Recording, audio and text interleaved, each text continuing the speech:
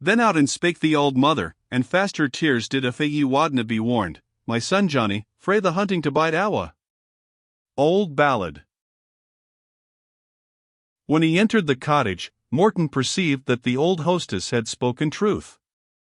The inside of the hut belied its outward appearance, and was neat, and even comfortable, especially the inner apartment, in which the hostess informed her guest that he was to sup and sleep. Refreshments were placed before him such as the little inn afforded, and though he had small occasion for them, he accepted the offer, as the means of maintaining some discourse with the landlady. Notwithstanding her blindness, she was assiduous in her attendance, and seemed, by a sort of instinct, to find her way to what she wanted. "Have you no one but this pretty little girl to assist you in waiting on your guests?" was the natural question. "None, sir," replied his old hostess. "I dwell alone, like the widow of Zarephath. Few guests come to this puir place, and I haena custom enough to hire servants. I had aince twa fine sons that looked after a thing. But God gives and takes away, his name be praised," she continued, turning her clouded eyes towards heaven. "I was aince better off, that is, war-idly speaking, even since I lost them, but that was before this last change." "Indeed," said Morton, "and yet you are a Presbyterian, my good mother?" "I am, sir, praised be the light that showed me the right way," replied the landlady. "Then I should have thought," continued the guest, "the revolution would have brought you nothing but good." "If," said the old woman, "it has brought the land good, and freedom of worship to tender consciences, it's little matter what it has brought to a poor blind worm like me." "Still," replied Morton, "I cannot see how it could possibly injure you." "It's a lang story, sir," answered his hostess, with a sigh. "But ae night, 6 weeks or thereby afore Bothwell Brig, a young gentleman stopped at this puir cottage, stiff and bloody with wounds, pale, and do not why riding, and his horses aye weary he couldna drag ae foot after the other, and his foes were close ahind him, and he was ane o' our enemies. What could I do, sir? You that's a sodger will think me but a silly old wife, but I fed him, and relieved him, and keepit him hidden till the pursuit was o'er." "And who," said Morton, "dares disapprove of your having done so?" "I kenna," answered the blind woman. "I gat ill will about it amang some o' our ain folk. They said I should hae been to him what JL was to Sisera. But will I what I had nae divine command to shed blood, and to save it was baith like a woman and a Christian. And then they said I wanted natural affection, to relieve ane that belanged to the band that murdered my twa sons." "That murdered your 2 sons?" "Aye, sir, though maybe ye'll gie their deaths another name. The tane fell wi sword in hand, fighting for a broken national covenant. The tother, they took him and shot him dead on the green before his mother's face. My elding dazzled when the shots were loten off, and, to my thought, they waxed weaker and weaker ever since that weary day, and sorrow, and heartbreak, and tears that would not be dried, might help on the disorder. But, alas! Betraying Lord Evandale's young blood to his enemy's sword wad ne'er hae brought my Ninian and Johnny alive again." "Lord Evandale," said Morton, in surprise. "Was it Lord Evandale whose life you saved?" "In troth, even his," she replied. "And kind he was to me after, and gie me a cow and calf, malt, meal, and siller, and none durst steer me when he was in power. But we live on an outside bit of Tilliatudlum land, and the estate was sair plead between Letty Margaret Bellenden and the present laird, Basil Oliphant, and Lord Evandale backed the old Letty for love o' her daughter Miss Edith, as the country said, ane o' the best and bonniest lassies in Scotland. But they behoved to Gie way, and Basil gat the castle and land, and on the back o' that came the revolution, and wad it turn coat faster than the laird? For he said he had been a true Whig at the time, and turned Papist only for fashion's sake. And then he got favour, and Lord Evandale's head was under water, for he was ower proud in Monfort to bend to every blast o' wind, though mony a ane may ken as weel as me that be his ain principles as they might, he was nae ill friend to our folk when he could protect us, and far kinder than Basil Oliphant, that I keep it the cobble head down the stream. But he was set by and ill looked on, and his word ne'er asked, and then Basil, was a revengeful man, set himself to vex him in his shapes, and especially by oppressing and despoiling the old blind widow, Bessie McClure, that saved Lord Evandale's life, and that he was sae kind to. But he's mista'en if that's his end, for it will be langer Lord Evandale hears a word frae me about the selling my kye for rent or ere it was due, or the putting the dragoons on me when the country's quiet, or anything else that will vex him. I can bear my ain burden patiently, and world's loss is the least part o't. Astonished and interested at this picture of patient, grateful, and high-minded resignation, Morton could not help bestowing an execration upon the poor-spirited rascal who had taken such a dastardly course of vengeance.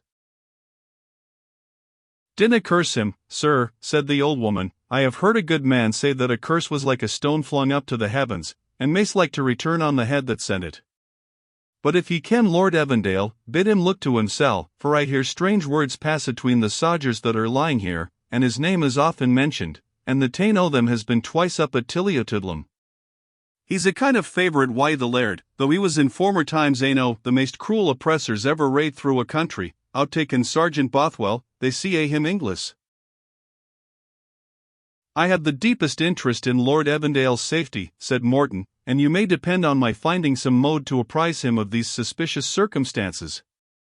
And, in return, my good friend, will you indulge me with another question?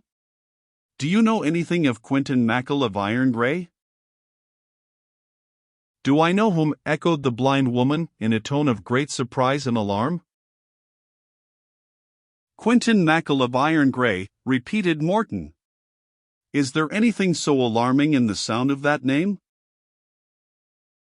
"Na," answered the woman, with hesitation, "but to hear him asked after by a stranger and a sodger, good protect us, what mischief is to come next?" "None by my means, I assure you," said Morton. "The subject of my inquiry has nothing to fear from me if, as I suppose, this Quentin Mackle is the same with John Ball. "Do not mention his name," said the widow, pressing his lips with her fingers. "I see you have his secret and his password, and I'll be free wi' you. But, for God's sake, speak loud and low. In the name of heaven, I trust ye seek him not to his hurt. Ye said ye were a sodger?" "I said truly, but one he has nothing to fear from. I commanded a party at Bothwell Bridge." "Indeed," said the woman. "And verily there is something in your voice I can trust. Ye speak prompt and readily, and like an honest man." "I trust one am so," said Morton. "But nae displeasure to you, sir, in they waefu times," continued Mrs. McClure, "the hand of brother is against brother, and he fears as mickle almost frae this government as e'er he did frae the old persecutors." "Indeed," said Morton, in a tone of inquiry, "I was not aware of that. But I am only just now returned from abroad." "I'll tell ye," said the blind woman, first assuming an attitude of listening that showed how effectually her powers of collecting intelligence had been transferred from the eye to the ear, for, instead of casting a glance of circumspection around, she stooped her face, and turned her head slowly around, in such a manner as to ensure that there was not the slightest sound stirring in the neighborhood, and then continued, "I'll tell ye. Ye ken how he has labored to raise up again the covenant, burned, broken, and buried in the hard hearts and selfish devices of this stubborn people. Now, when he went to Holland, far from the countenance and thanks of the great, and the comfortable fellowship of the godly, both whilk he was in right to expect, the Prince of Orange would show him no favour, and the ministers no godly communion. This was hard to bide for ane that had suffered and done mickle, our mickle, it may be, but why so I be a judge?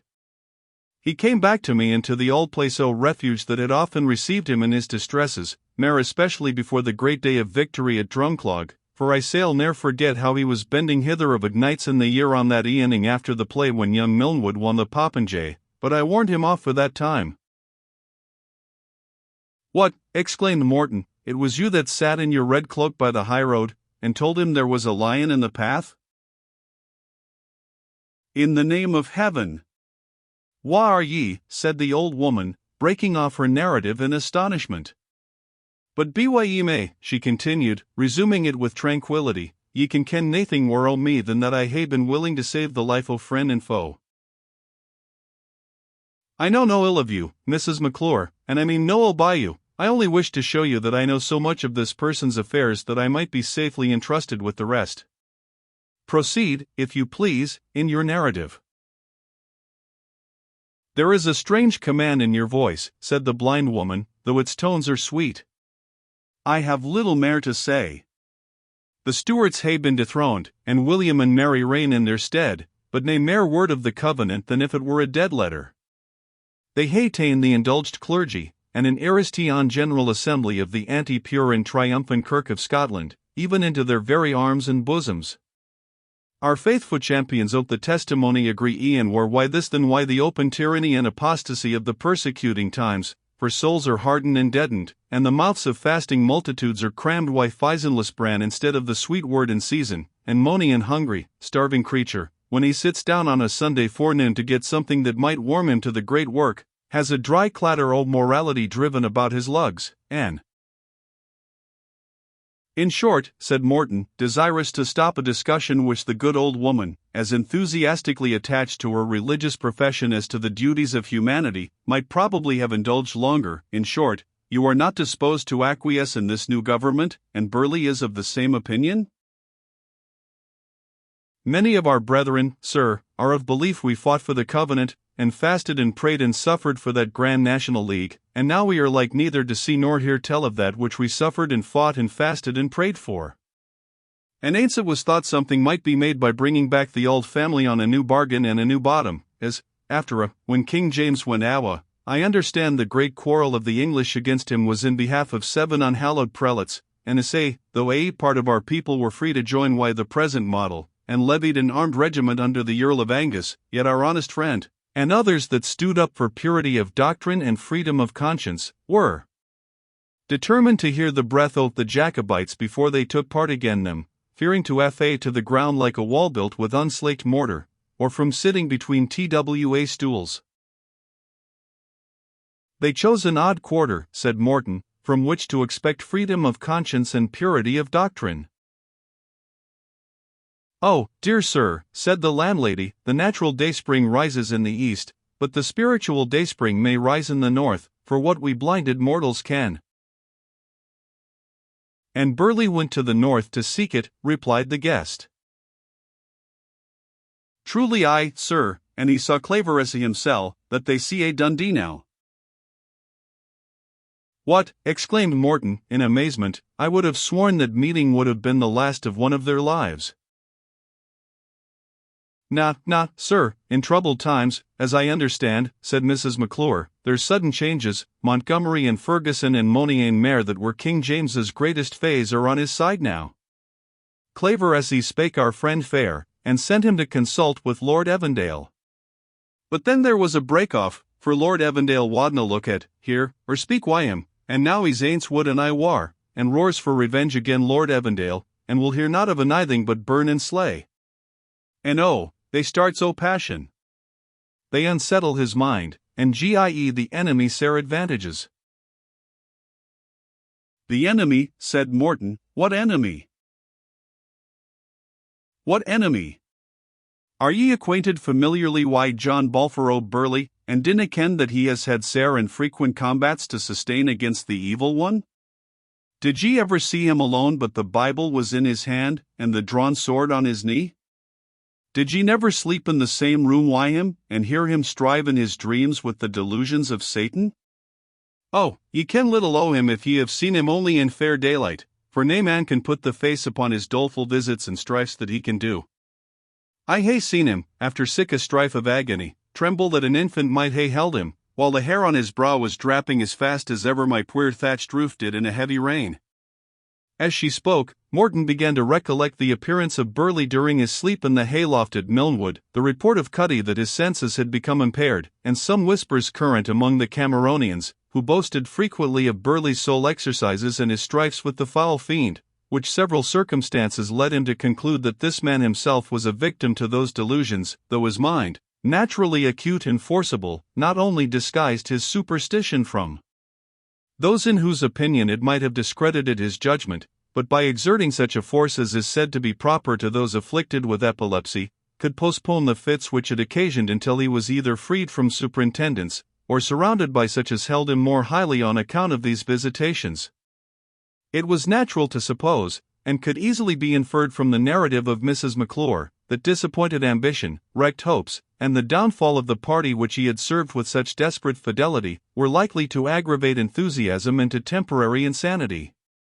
It was, indeed, no uncommon circumstance in those singular times that men like Sir Harry Vane, Harrison, Overton, and others, themselves slaves to the wildest and most enthusiastic dreams, could, when mingling with the world, conduct themselves not only with good sense in difficulties, and courage in dangers, but with the most acute sagacity and determined valor.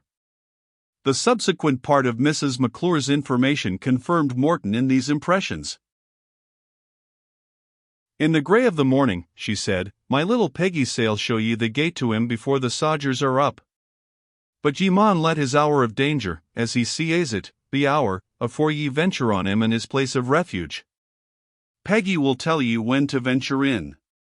She kens his ways will, for while she carries him some little helps that he canna do without to sustain life." "And in what retreat, then," said Morton, "has this unfortunate person found refuge?" "An awesome place," answered the blind woman, "as ever living creature took refuge in, they see at the Black Linn of Linklater. It's a doleful place, but he loves it abuna others, because he has sae often been in safe hiding there, and it's my belief he prefers it to a tapestried chamber and a down bed. But ye'll see tea. I hae seen it mony a day sign. I was a daft hempie lassie then, and little thought what was to come out. Wad ye choose onything, sir, ere ye betake yoursel to your rest, for ye maun stir why the first dawn o' the grey light?" "Nothing more, my good mother," said Morton, and they parted for the evening. Morton recommended himself to heaven, threw himself on the bed, heard, between sleeping and waking, the trampling of the dragoon horses at the riders' return from their patrol, and then slept soundly after such painful agitation.